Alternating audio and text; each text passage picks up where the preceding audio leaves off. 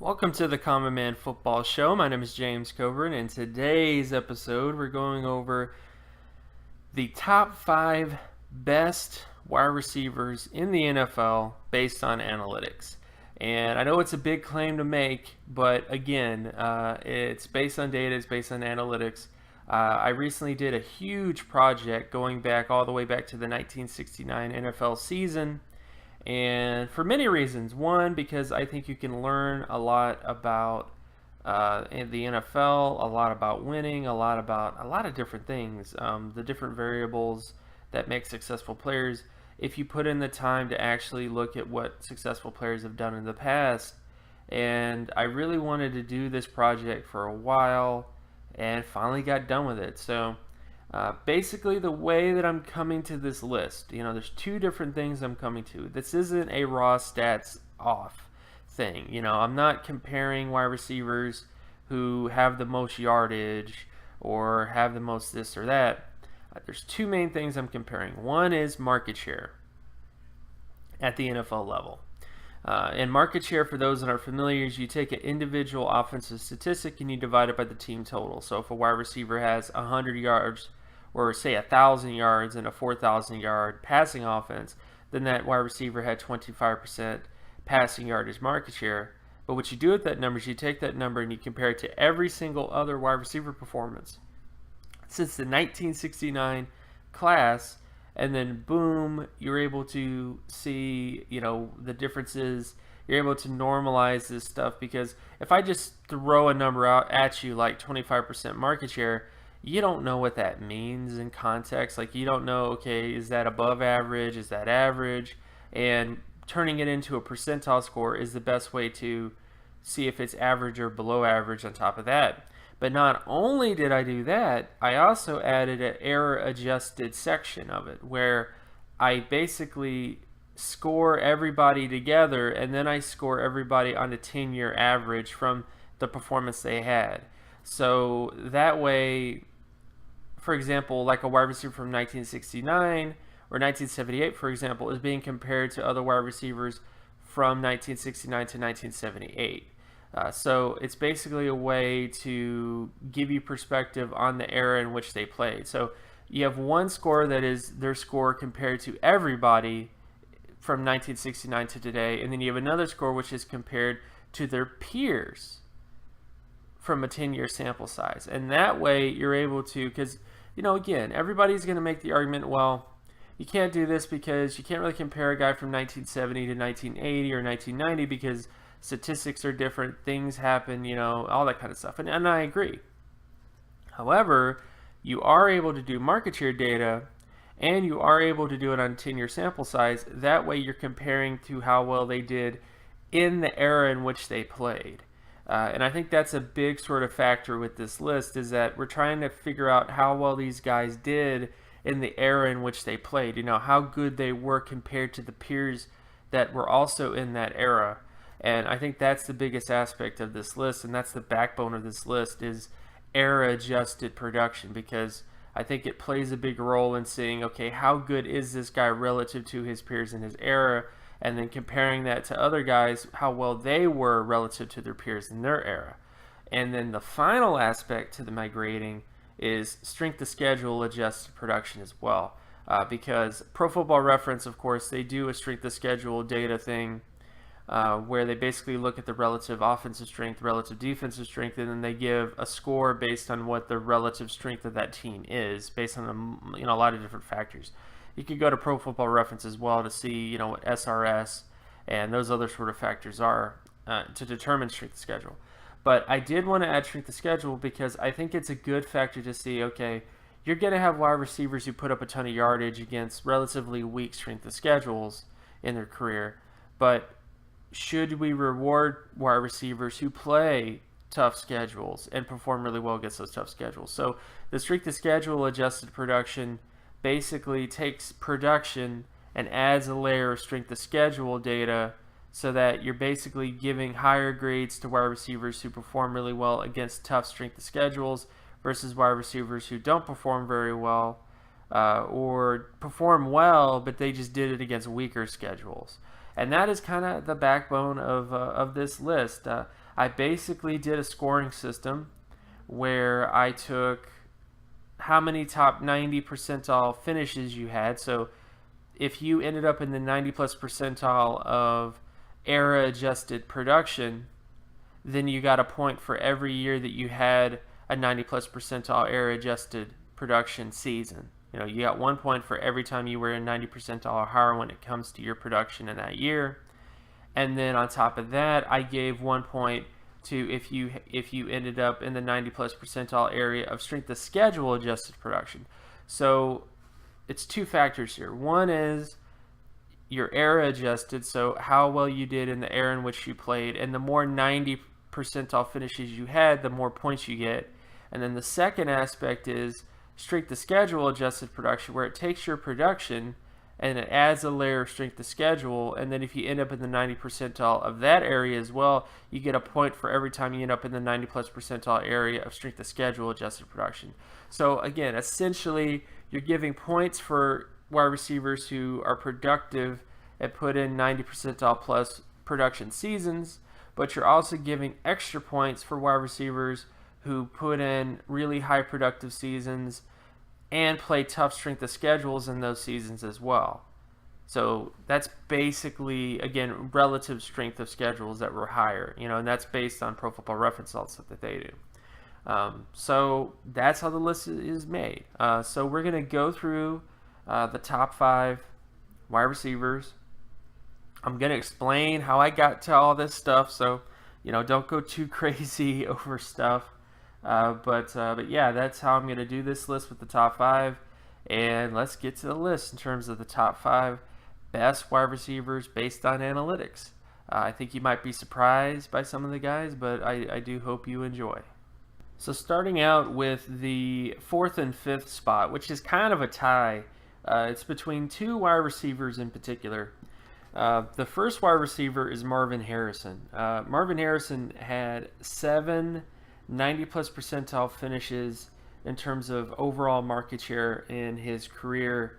But on top of that, he had 8 strength of schedule finishes where he basically had, he basically ended up in the 90 percentile of market share adjusted for the strength of schedule that he faced. So he had 8 finishes where he was 90 plus percentile against a tough schedule, on top of 7 seasons where he had 90 plus percentile overall production, compared to his peers. So when you combine both those areas, you get 15, a score of 15.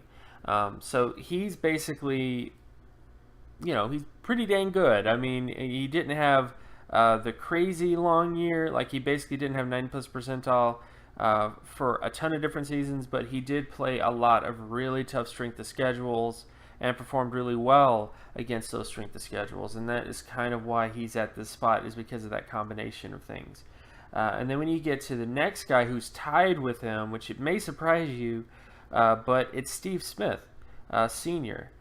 He's someone who had 10 strength of schedule finishes that were 90 plus percentile in his career, and he had 5 seasons that were basically strength of schedule wise. So basically he had 10 seasons where he was 90 plus percentile finishes just on overall production. And then he had 5 seasons that were 90 plus percentile when you adjusted for his strength of schedule as well. So he's basically tied for that 4th to 5th spot with Marvin Harrison because they have the identical scores of 15. Because Marvin Harrison had 7 plus 8 equals 15, and Steve Smith had 10 plus 5, which equals 15. So they're basically tied for that spot. But it really depends on how you think the grading system is. And again, leave a comment below. If you think that things should be weighted a little bit differently. I mean, I'm open to suggestions.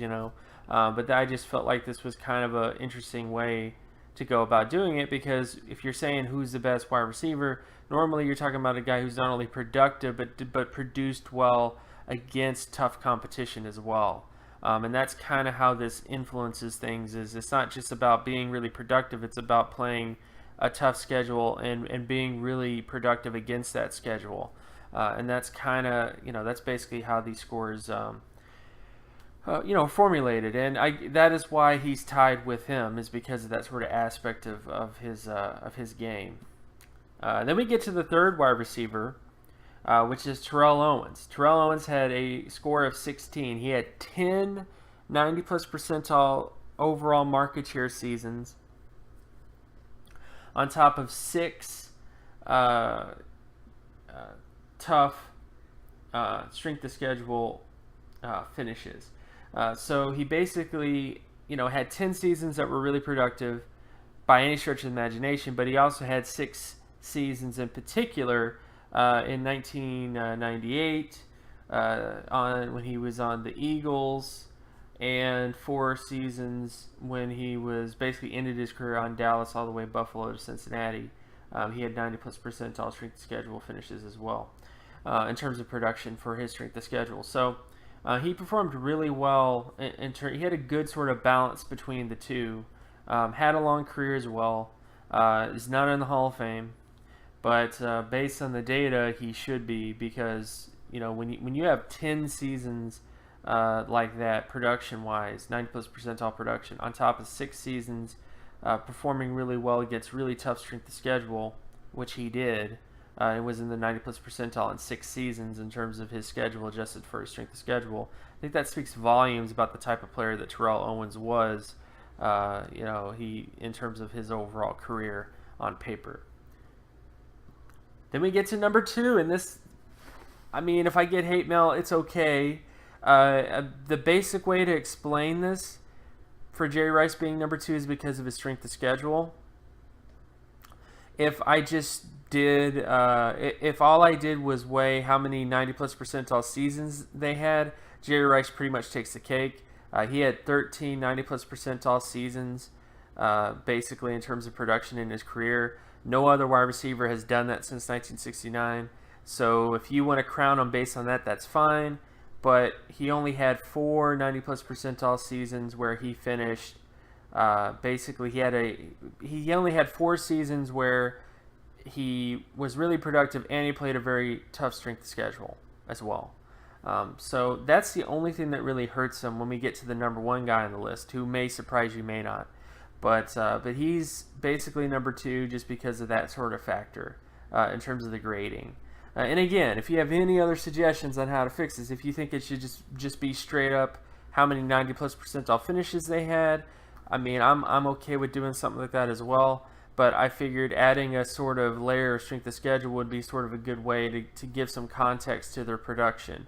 And again, it's not to say that Jerry Rice is a terrible wide receiver. Far from it. He had 13 finishes, 90 plus percentile, had 4 seasons that were 90 plus percentile in terms of adjusting for his strength of schedule. It's just that he had a lot of seasons where he didn't play the toughest strength of schedule compared to his peers.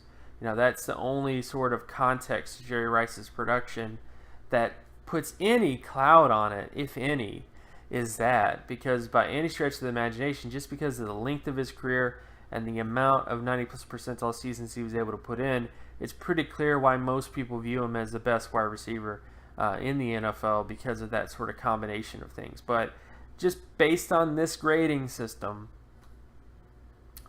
because of strength of schedule being added to things, that's the only thing that brings Jerry Rice from having the top spot. It's because of that. Which brings us to the top spot. The number 1 wide receiver, based on analytics, based on this particular data analytics, is Steve Largent. Steve Largent, who you may not even be familiar with unless you're a Seattle fan or you're someone who grew up in the 80s. He's someone who had 10 finishes in the 90 plus percentile area. But on top of that, he had 10 finishes that were 90 plus percentile in terms of strength of schedule finishes. So when you look at just his overall production, his overall ability to get 90 plus percentile seasons, he had 10 finishes that were 90 plus percentile. And then you add on the fact that he had 10 seasons as well that were in that 90 plus percentile range when you adjusted for its strength of schedule. That is why he is number 1 on this list. So I understand the arguments that could be made about Jerry Rice in terms of longevity. If you think I should add another, again, the way the grading system worked, strength of schedule was the influencer, was the biggest influencer in terms of the grades. You know, you get extra points if you if you were productive and you played really tough competition, and that is what that's what separates Steve Largent from Jerry Rice, is that Jerry Rice was exceptionally productive, was pretty much the most productive wide receiver based on market share out of any wide receiver since 1969. But he didn't play the toughest strength of schedules as a guy like Steve Largent did, who put in tons of production, high-end production, against some of the toughest schedules in a while, you know, in terms of relative team strength. So that is why Steve Largent is number one. But let me know in the comment section below. Who do you think should be number one? If you think it should still be Jerry Rice, I mean, I'm okay with that. I've got nothing against that. If you think that Jerry Rice is number one, I just felt like it would be kind of fun to kind of tackle the idea of who truly is the number one wide receiver just based on data, because I think it's an interesting question to make. You know, data gives you kind of context to a lot of different things sometimes. And again, if you just went by finishes in the top 10 of production, Jerry Rice definitely has more seasons than any other wide receiver in terms of finishing 90+ percentile in production in his career. You know, that's the one thing that Jerry Rice has that all these other wide receivers don't have, is that just the sheer volume of his career and his 90+ percentile finishes. But again, this is just to take a step back and think about things a little bit differently. What about wide receivers who play tough strength schedules?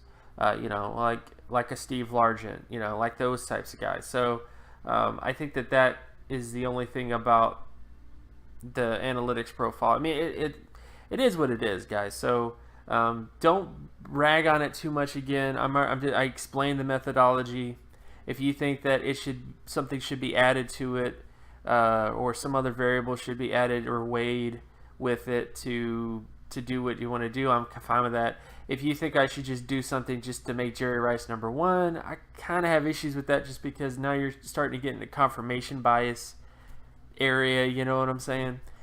So that's the only thing I would say. But bottom line is these are the top 5 best wide receivers based on analytics.